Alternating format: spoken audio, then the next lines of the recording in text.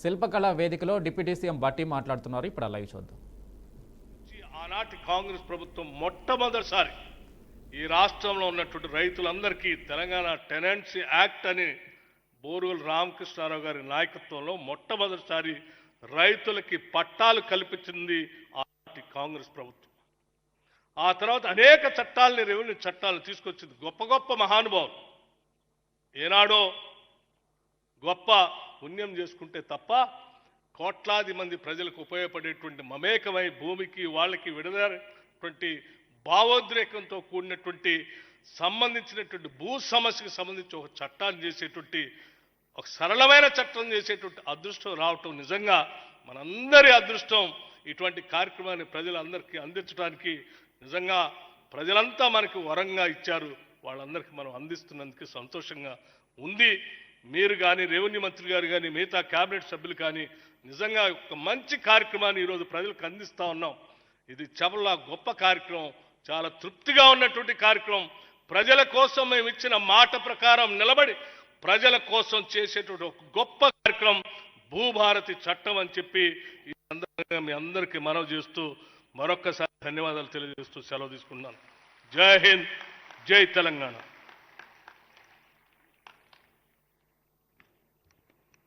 గౌరవనీయులైన ఉప ముఖ్యమంత్రి వర్యుల స్ఫూర్తిదాయక సందేశానికి ధన్యవాదాలతో భూభారతి కొత్త చట్టంతో రైతు కుటుంబాలు ఆనంద కదంబాలు కావాలన్నది సీఎం గారి తదేక దీక్ష.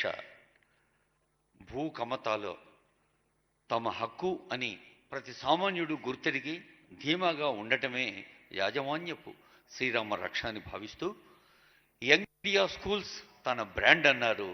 రైతుల కోసం, రైతుల వల్ల, రైతులతో కలిసి నడవటమే తన ప్రజాపాలన ప్రభుత్వపు ట్రెండ్ అంటోన్న ఆనరబుల్ సీఎం గారి సందేశం.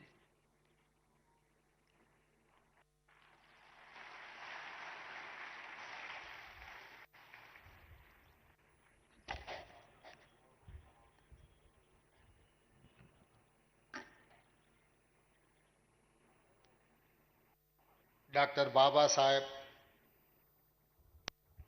అంబేద్కర్ జయంతి సందర్భంగా తెలంగాణ రాష్ట్ర ప్రభుత్వం భూభారతి చట్టాన్ని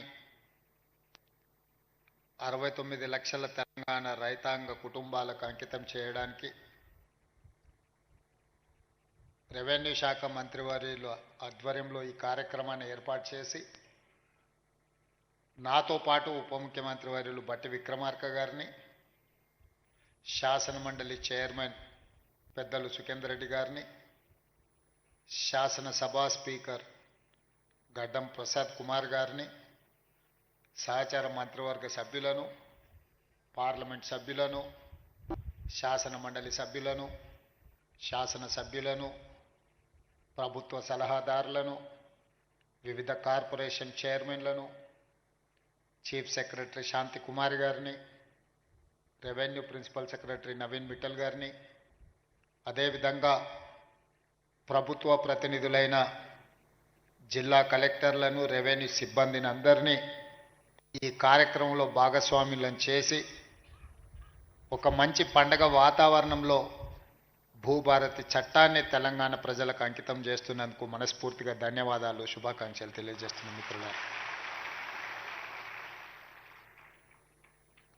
మిత్రులారా, మిత్రులు బట్టి విక్రమార్క గారు చెప్పినట్టు ఈ ప్రాంతం వందల సంవత్సరాల నుంచి జరిగిన పోరాటాలన్నీ కూడా భూమి చుట్టూతోనే పరిభ్రమించినాయి. ఆనాటి కొమరం భీముడు జల్ జమీన్ జంగల్ అనే నినాదంతో పోరాటాలు చేసిన ఆ తర్వాత నిజాం ప్రభువులకు వ్యతిరేకంగా భూమి కోసం, భుక్తి కోసం, విముక్తి కోసం చాకలి ఐలమ్మలు, దొడ్డి కొమరయ్యలు గలమెత్తిన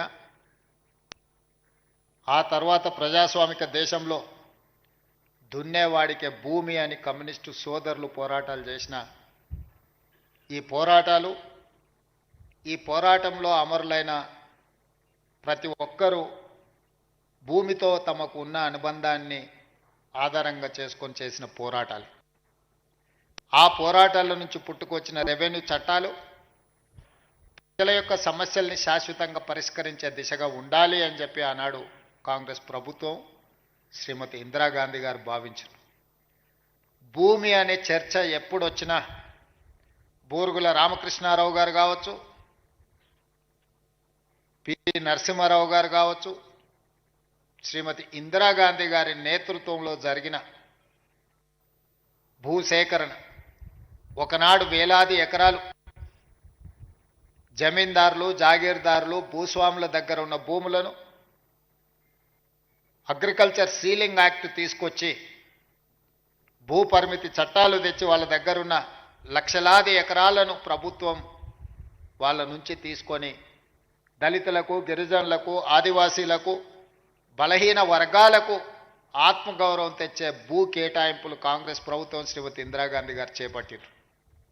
అదేవిధంగా వారసత్వంగా వచ్చిన భూములు కావచ్చు, తమ శ్రమతో కొనుగోలు చేసిన భూములు కావచ్చు, అటవీ భూమి హక్కుల చట్టం ప్రకారం ఆదివాసీలకు ఇచ్చిన పోడు భూముల పట్టాలు కావచ్చు, ఈ అన్ని భూముల యొక్క హక్కులను రెవెన్యూ శాఖ భద్రంగా పొందుపరిచి వాళ్ళ హక్కులను ఆనాడు పటేల్ పట్వారీ వ్యవస్థలో గ్రామాలలో పట్వారీలు భూముల వివరాలను నమోదు చేసేవాళ్ళు. ఆ పట్వారీలు నమోదులు చేసిన భూముల వివరాలు పటేల్ పట్వారీ వ్యవస్థ రద్దు కావడంతో గ్రామాలలో ఉండే రెవెన్యూ రికార్డులన్నీ కూడా మండల కేంద్రాలకు, మండల వ్యవస్థ వచ్చిన తర్వాత మండలాలకు తరలిపోయినాయి. భూమికి సంబంధించి ప్రభుత్వం ఆ తర్వాత తీసుకొచ్చిన పరిణామాలలో విఆర్ఓ, విఆర్ఏలను తీసుకొచ్చి ప్రభుత్వ అధికారులుగా, ప్రభుత్వ ప్రతినిధులుగా గ్రామాలలో ఉండే భూముల యొక్క సమాచారాన్ని సేకరించి మండల కేంద్రాలలో మండల రెవెన్యూ ఆఫీసర్సు లేదా తహసీల్దార్ దగ్గర భద్రపరిచారు. చాలా వరకు భూ వివాదాలు ఉన్న కోర్టు కేసుల్లో ఉన్న భూములు తప్పితే 95% భూములకు సంబంధించిన వివరాలు ప్రక్షాళన చేసి 4-5 దశాబ్దాలు ఈ భూముల యొక్క వివరాలను సేకరిస్తూ ప్రక్షాళన చేసి ప్రజలకు ఈ రికార్డులను అందుబాటులో పెట్టారు. ఉన్న ఫలంగా తెలంగాణ రాష్ట్రం వచ్చిన తర్వాత పాలకుల మెదడులో కదిలిన ఆలోచన 2020 భూముల యొక్క చట్టాలను అన్నిటిని కూడా ROR యాక్ట్ను మారవాలన్న ఆలోచన. రెవెన్యూ చట్టాలను మారవడమే కాదు, ఆనాడు ప్రవేశపెట్టిన ధరణి అనే ఒక యాప్ ఈ ప్రాంత ప్రజలకు, రైతులకు ఒక పీడకలగా మారి ఇంతకుముందు మిత్రులు బట్టి విక్రమార్క గారు చెప్పినట్టు ఒక తహసీల్దార్ మీదనే పెట్రోల్ పోసి తగలబెట్టే పరిస్థితి. ఇబ్రహీంపట్నంలో ఈ ధరణి భూతంలో వచ్చిన మార్పులు జంట హత్యలకు కారణమైంది. అదేవిధంగా సిరిసిల్లలో ఒకవేళ అధికారులు చుట్టూతో తిరిగిన తహసీల్దార్ స్థాయిలో ఆ సమస్యలు పరిష్కరించే వీలు లేకపోవడం వల్ల తహసీల్దార్ విధానాలనే అనుమానించి తన మెడలో ఉన్న తాలిబొట్టును తహసీల్ ఆఫీస్కు వేలాడదీసింది. నేను ఇంతకంటే ఇవ్వగలిగింది నా దగ్గర ఏమీ లేదు, నా తాలిబొట్టు తీసుకొనైనా నా భూమిని నా పేరు మీదకి బదలాయించమని.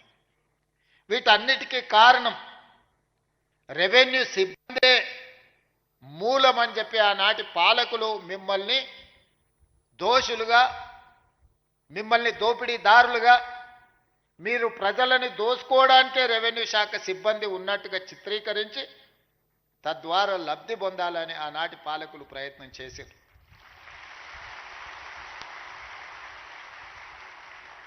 ఇక్కడున్న రెవెన్యూ సిబ్బందిని, తెలంగాణ రైతాంగాన్ని నేను అడుగుతున్నా. దాదాపుగా 65 సంవత్సరాలు మన భూములకు సంబంధించిన వివరాలు, మన భూముల ఖాతాలు, 69 లక్షల కమతాలకు సంబంధించిన వివరాలను ఈ రెవెన్యూ సిబ్బందే కాపాడారు కదా. వీళ్ళే కదా మన హక్కులను భద్రంగా పొందుపరిచింది.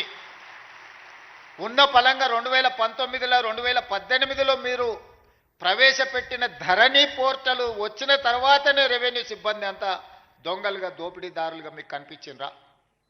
ఎక్కడైనా మంచోళ్ళు ఉంటారు, చెడ్డోళ్ళు ఉంటారు. సమాజంలో 2%, 3%, 5%, 10%, అది రెవెన్యూ కావచ్చు, పంచాయతీరాజ్ కావచ్చు, ఇతర ఏ శాఖలో కావచ్చు, రాజకీయాలలో కావచ్చు, కొంతమంది చెడ్డవాళ్ళు ఉండొచ్చు. అంత మాత్రాన మొత్తం వ్యవస్థనే మనం తప్పుపడతామా? చెడ్డవాళ్ళుగా ఉన్న వాళ్ళని శిక్షించుకుంటూ వాళ్ళ అవకాశాలు తగ్గించుకుంటూ శాఖలను ప్రక్షాళన చేసుకుంటూ ముందుకు వెళ్ళాలి. ఇంట్లో ఒకవేళ ఎలక దూరితే ఇల్లు తగలబెట్టుకోము కదా, పొగబెట్టి ఆ ఎలకను పట్టుకునే ప్రయత్నం చేయాలి తప్ప ఇల్లు తగలబెట్టుకునే విధానం ఎక్కడైనా మనం చూసినామా? మరి గత ప్రభుత్వం మిమ్మల్ని దోషులుగా, మిమ్మల్ని బూచీగా చూపించి చట్టాలను మార్చి, ఆ చట్టాలను కొద్దిమందికే చుట్టాలుగా మార్చి వేలాది ఎకరాలను కొల్లగొట్టే ప్రయత్నం జరిగిన మాట వాస్తవం కాదా? అందుకే ఎన్నికల కంటే ముందు సమ్మక్క సారలమ్మ ఆశీర్వాదంతో నేను పాదయాత్ర మొదలుపెట్టి ఆ తర్వాత ఆదిలాబాద్ నుంచి ఖమ్మం జిల్లా వరకు మా మిత్రుడు బట్టి విక్రమార్క గారు పాదయాత్ర చేసినప్పుడు పేదవాళ్ళు, ముఖ్యంగా దళితులు, గిరిజనులు, ఆనాడు పోడు భూముల పట్టాలు పొందిన వాళ్ళు కావచ్చు, ఇందిరమ్మ రాజ్యంలో ఆనాడు అసైన్మెంట్ భూములు దాదాపుగా 25 లక్షల ఎకరాలు పేదలకు పంచిపెట్టిన వాళ్ళు కావచ్చు, లేదా స్వకష్టార్జితంతో సంపాదించుకున్న సొమ్ముతో కొనుగోలు చేసిన భూముల వివరాలు చిన్న చిన్న సమస్యలతోని శాశ్వతంగా తమ భూమి తమది కాదు అని తెలిసినప్పుడు వాళ్ళ ఆవేదన, వాళ్ళ దుఃఖం వర్ణాతీతం. తను కష్టపడి జీవితాంతం తనకు గ్రామంలో గుర్తింపు, గౌరవాన్ని తెచ్చిపెట్టిన తన సొంత భూమి తనది కాకుండా పోతున్నప్పుడు ఆ భూ యజమాని యొక్క బాధను మనం అర్థం చేసుకోవాలి. నాడు ప్రభుత్వంలో ఉన్న పెద్దలకు శాసనసభలో చర్చల సందర్భంగా కానీ ఇతర ప్రజాప్రభుత్వ కార్యక్రమాలలో ఎంత మాత్రం చెప్పినా వాళ్ళ చెవికి ఎక్కలేదు. అందుకే చివరగా మేము చెప్పినాం, మా ప్రభుత్వం వస్తుంది, ధరణిని ఆనాటి ప్రభుత్వం చేసిన చట్టాన్ని బంగాళాఖాతంలో ఇసురుతామని. వాళ్ళు చేసింది తప్పు, దాన్ని బంగాళాఖాతంలో విసరడం పెద్ద విషయం కాదు.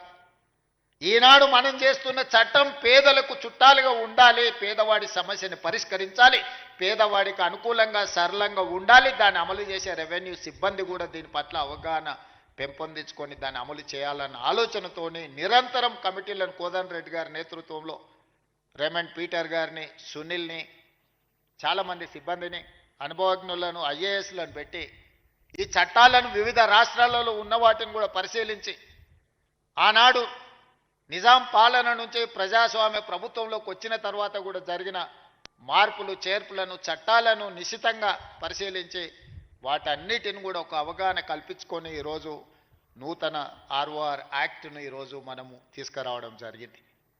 ఈరోజు భూభారతి ఈ సమస్యలకు శాశ్వత పరిష్కారాన్ని చూపించాలన్న ఆలోచనతోటే ఈరోజు డాక్టర్ బాబాసాహెబ్ అంబేద్కర్ జయంతి సందర్భంగా మనం ప్రారంభించుకుంటున్నాం. దీనికి సంబంధించి వివిధ సందర్భాలలో ప్రజలను సంప్రదించి ప్రజాభిప్రాయాన్ని సేకరించి ప్రజల నుంచి వచ్చిన సమాచారాన్ని క్రోడీకరించి ఈరోజు చట్టాలను తయారు చేసి ఈ చట్టాలు ప్రజలకి శాశ్వత పరిష్కారాన్ని చూపించాలన్న ఆలోచనతో మా ప్రభుత్వం ఈరోజు ప్రజలకు అంకితం చేస్తుంది. ఈరోజు 4 మండలాలలో పైలట్ ప్రాజెక్టుగా గ్రామాన రెవెన్యూ సిబ్బంది వెళ్ళి అక్కడ అధికారులు ప్రజలను కలిసి వాళ్ళ నుంచి విజ్ఞప్తులు తీసుకొని వాటిని పరిష్కరించే విధంగా ఈరోజు కలెక్టర్లకు ఆదేశాలు ఇవ్వడం జరిగింది.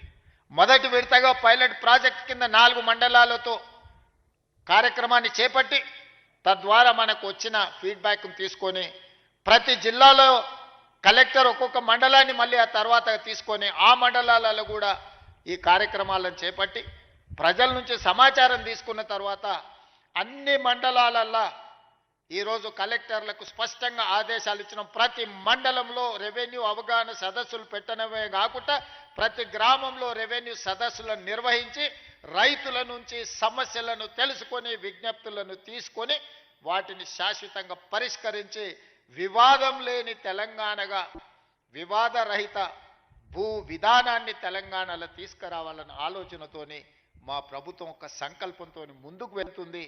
ఇంత గొప్ప లక్ష్యాన్ని చేరాలి అనంటే చట్టాలు చేసిన మా ప్రజాప్రతినిధుల వల్లనే సాధ్యం కాదు.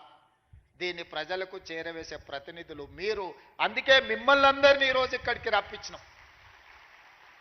మా మిత్రులు శ్రీనివాసరెడ్డి గారు అన్నారు, ఖమ్మంలో పాలేరులో 1,00,000 మందితో బహిరంగ సభ పెట్టి భూభారతి చట్టాన్ని మనము ప్రజలకు అంకితం చేద్దామని. నేను వారికి సూచన చేసిన, సీనన్న లక్ష కాదు నువ్వు నువ్వు బట్టి గారు తుమ్మల గారు అనుకుంటే 5-6 లక్షల మందితోనైనా ఖమ్మంలో సమావేశాన్ని ఏర్పాటు చేస్తారు. కానీ ఈ భూభారతిని అమలు చేసేది ఆ రైతులు, ఆ పేదవాళ్ళు కాదు. భూభారతిని అమలు చేసేది రెవెన్యూ సిబ్బంది. ఆ రెవెన్యూ సిబ్బందిని సమావేశానికి పిలువు. మన ప్రభుత్వ ప్రతినిధులు వాళ్ళే. ఇవాళ మా ప్రభుత్వానికి మంచి పేరు రావాలన్నా ఈ ప్రభుత్వం తెచ్చిన చట్టం పక్కాగా అమలు జరగాలి అంటే అది మీ ద్వారానే సాధ్యమవుతుంది. అందుకే మిమ్మల్ని ముఖ్య అతిథులుగా మీరందరూ మాతో పాటు అతిథులు ఈ సమావేశంలో. మీరు ప్రేక్షకులు కాదు, మీరు కూడా అతిథులే. ఈ చట్టాన్ని ప్రజల దగ్గరికి తీసుకెళ్లే బాధ్యత మీ భుజస్కంధాల మీద ఉంది. మా ప్రభుత్వం రెవెన్యూ సిబ్బందిని సంపూర్ణంగా విశ్వసిస్తుంది. మిమ్మల్ని దొంగలుగానో, దోపిడీదారులుగానో, అవినీతి పరులుగానో మేము చిత్రీకరించదలుచుకోలేదు. ఎవరైనా అట్లాంటి వ్యక్తులు ఎవరైనా ఉంటే వ్యక్తుల పట్ల కఠినంగా ఉంటుంది ప్రభుత్వం తప్ప ఈ మొత్తం వ్యవస్థ దోషులుగా నిలబెట్టే విధానానికి మీ ముఖ్యమంత్రి, మీ సోదరుడు వ్యతిరేకమని చెప్పి నేను స్పష్టంగా చెప్తున్నా. ఎంతో మంది శంకర్ లాంటి ఐఏఎస్ ఆఫీసర్, మాధవరావు లాంటి ఐఏఎస్ ఆఫీసర్ ఎంతో మంది తమ జీవితాలను సర్వం దారబోసి చట్టాలు తయారు చేసి ప్రజలకు అంకితం ఇచ్చారు. రెవెన్యూ శాఖలో ఎన్నో లక్షలాది మంది ఈ 75 సంవత్సరాలలో పనిచేసిన వాళ్ళ కృషి వల్లనే రెవెన్యూ శాఖకు ఈ తెలంగాణ రాష్ట్రానికి ఒక గుర్తింపు వచ్చింది. మేం చేసే తప్పిదాలను కప్పిపుచ్చుకోవడానికి మిమ్మల్ని దోషులుగా నిలబెట్టే విధానానికి నేను వ్యతిరేకమని చెప్పి నేను స్పష్టంగా చెప్పదలుచుకున్నా. జరగవచ్చు, అక్కడో ఇక్కడో తప్పు జరగవచ్చు. అన్ని వ్యవస్థలలో ఉన్నట్టు, అన్ని సంస్థలలో ఉన్నట్టు రెవెన్యూ శాఖలో కూడా ఎవరైనా కొంతమంది ఉండొచ్చు. అంత మాత్రాన శాఖను మొత్తాన్ని దోషిగా నిలబెట్టి ప్రజల ముందు వాళ్ళను అవమానించే విధంగా మాట్లాడే విధానాన్ని నేను వ్యతిరేకిస్తున్నా. ఆనాటి ముఖ్యమంత్రి మాట్లాడిన మాటలు మీరు చూసిండ్రు. శాసనసభలో ఏ విధంగా మాట్లాడిండో, శాసనసభ బయట రెవెన్యూ సిబ్బందిని, రెవెన్యూ శాఖను ఏ రకంగా దూషించడం మీరు చూసిండ్రు. వాళ్ళు లేకుంటేనే వ్యవస్థ నడిచిందా? వాళ్ళు లేకుంటేనే ఎన్నికలు జరిగినాయా? వాళ్ళు లేకుంటేనే తెలంగాణ ఉద్యమం జరిగిందా? వాళ్ళు లేకుంటేనే తెలంగాణ రాష్ట్రాన్ని సాధించుకున్నామా? అన్ని సందర్భాలలో వాళ్ళు కావాలి, కానీ వాళ్ళు మాత్రం దోషులుగా సమాజం ముందు నిలబడాలా? ఇది ఎక్కడి విధానం? అందుకే ఈ విధానాన్ని, ఇలాంటి ఆలోచనలని, ఇలాంటి ఆలోచన చేసే వాళ్ళను సమాజానికి దూరంగా పెట్టాల్సిన బాధ్యత మన అందరి మీద ఉన్నది.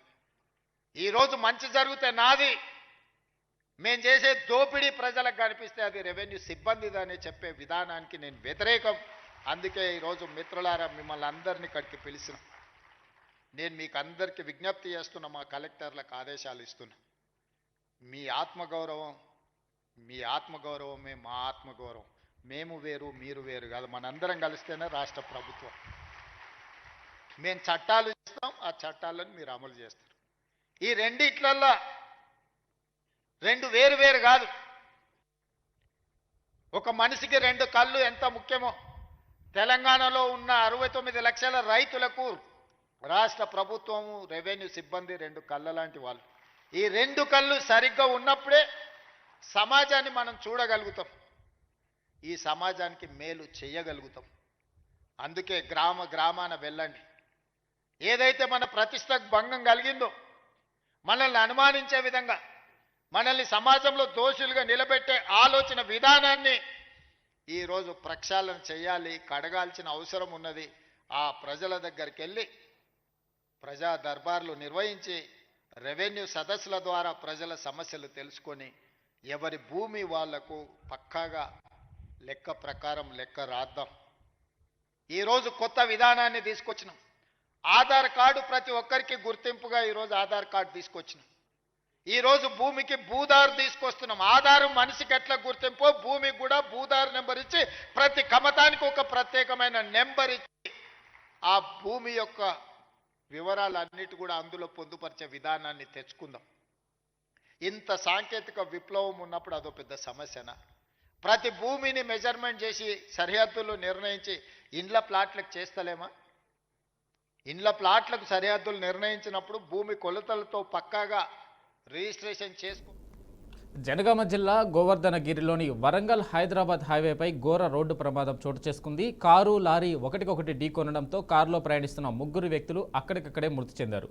మరో ముగ్గురికి తీవ్ర గాయాలైనట్లు స్థానికులు తెలిపారు. సమాచారం తెలుసుకున్న పోలీసులు ఘటనా స్థలానికి చేరుకొని క్షతగాత్రులను ఆసుపత్రికి తరలించారు.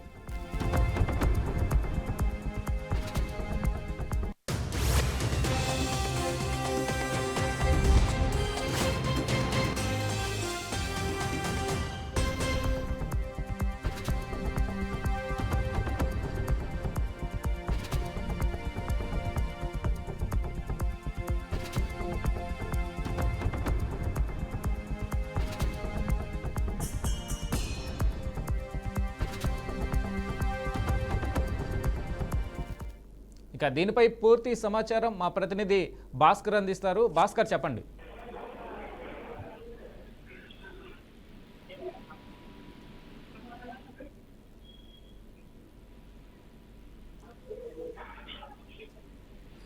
హలో భాస్కర్, చెప్పండి.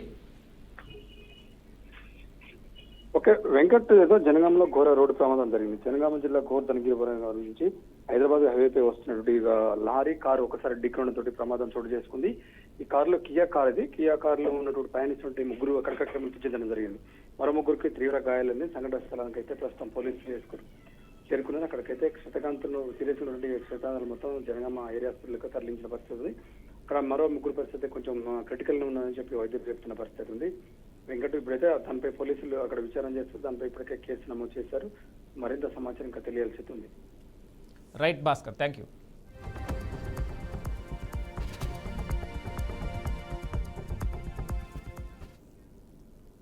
జనగామ జిల్లా గోవర్ధనగిరిలోని వరంగల్ హైదరాబాద్ హైవేపై ఘోర రోడ్డు ప్రమాదం చోటు చేసుకుంది. కారు లారీ ఒకటికొకటి ఢీకొనడంతో కారులో ప్రయాణిస్తున్న ముగ్గురు వ్యక్తులు అక్కడికక్కడే మృతి చెందారు.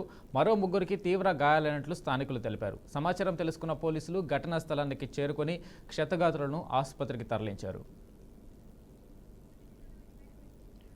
ఇక ఏపీ లిక్కర్ స్కామ్లో సిట్ అధికారులు దూకుడు పెంచారు. నిందితుడు కసిరెడ్డి ఇల్లు, కార్యాలయాల్లో సోదాలు నిర్వహిస్తున్నారు. హైదరాబాద్, జూబ్లీ హిల్స్తో పాటు పలు ప్రాంతాల్లో సుమారు 10 నుంచి 15 సిట్ బృందాలు తనిఖీలు నిర్వహిస్తున్నారు. గత కొంతకాలంగా కసిరెడ్డి అందుబాటులో లేకపోవడంతో సిట్ అధికారులు సీరియస్ అయ్యారు. కాగా లిక్కర్ స్కామ్లో కసిరెడ్డి కీలక నిందితుడిగా ఉన్నారు. విచారణకు ఇప్పటికే నోటీసులు జారీ చేశారు. అయితే ఈ నోటీసులపై ఆయన స్పందించలేదు. పైగా విచారణకు డుమ్మా కొట్టారు. కసిరెడ్డి ఏపీ మాజీ సీఎం జగన్మోహన్ రెడ్డికి బంధువుగా ఉన్నారు. వైసీపీ హయాంలో కసిరెడ్డి ఐటీ సలహాదారుగా పనిచేశారు. లిక్కర్ స్కామ్ను కూటమి ప్రభుత్వం సిట్కు అప్పగించడంతో కసిరెడ్డి ఇంటితో పాటు ఆయనకు సంబంధించిన కార్యాలయాల్లోనూ సిట్ అధికారులు తనిఖీలు నిర్వహించారు.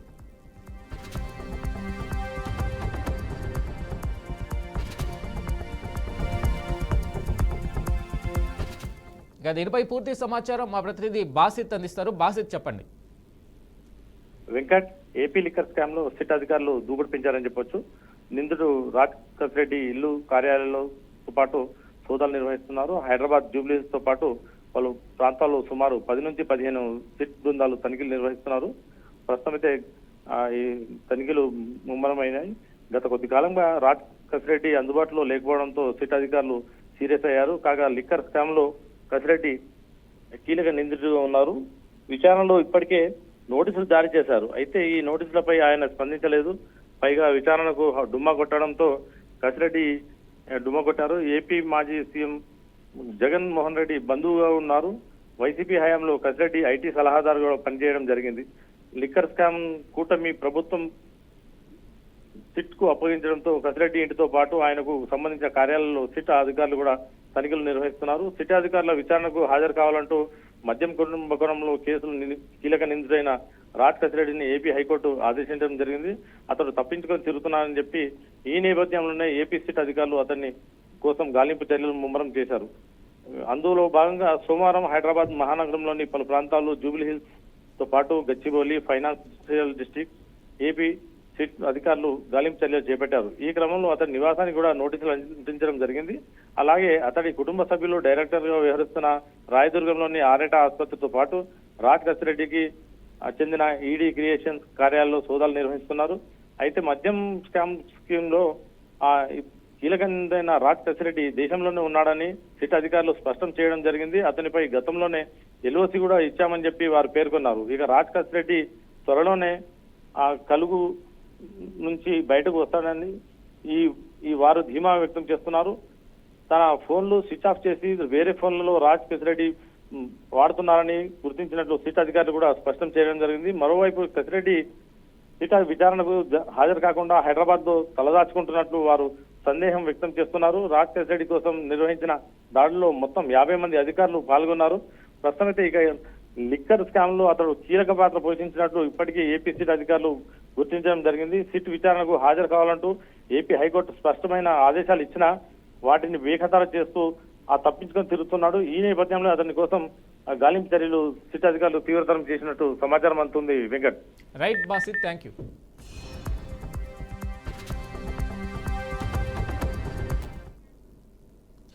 Visakha Rushikonda IT hills beach వద్ద ఓ వ్యక్తి ఆత్మహత్యాయత్నం చేశాడు. బెట్టంగులో డబ్బులు పోయాయని కొండల సురేఖ మనస్తాపం చెందాడు. దీంతో బీచ్ వద్ద ఆత్మహత్యకు పాల్పడుతుండగా పోలీసులు గమనించి రక్షించారు. కొండల సురేష్ మిరాకిల్ సాఫ్ట్వేర్లో పనిచేస్తున్నాడని, అతనికి 4 ఏళ్ల పాప ఉన్నట్లు పోలీసులు తెలిపారు. డాడీ నన్ను క్షమించు, ఇంక నా వల్ల అవ్వట్లేదు, నేను బతకాలని లేదు, నాకు ఎంతో క్లియర్ చేసావు కానీ నేను మారట్లేదు, నా వల్ల కాదు, నీ ముఖం చూపించలేకపోతున్నాను, నా వల్ల అవ్వట్లేదు, ఎంతో కష్టపడుతున్నాను అప్పులు క్లియర్ చేయడానికి కానీ అవ్వట్లేదు, పెరిగిపోతుంది రోజు రోజుకి, 21 లక్షలు అప్పు అయిపోయింది, నా వల్ల స్మైలీని బాగా చూసుకోదానికి ఏమి తెలియదు, చూస్తున్నా వల్ల అవ్వట్లేదు, నా ఫోన్ అవ్వకపోతే ఇక్కడ బీచ్ రోడ్లో ఎత్తుక్కోని నా వల్ల అవ్వట్లేదు, ప్లీజ్ ప్లీజ్ నా వల్ల అవ్వట్లేదు, నేను ఏం చేసుకున్నాను నాకు అవ్వట్లేదు, అసలు నేనంతా ట్రై చేశాను కానీ నా వల్ల అవ్వట్లేదు, నేను ఏం చేయలేను అమ్మా అసలు. ఇవి bulletin updates. Keep watching BRK news.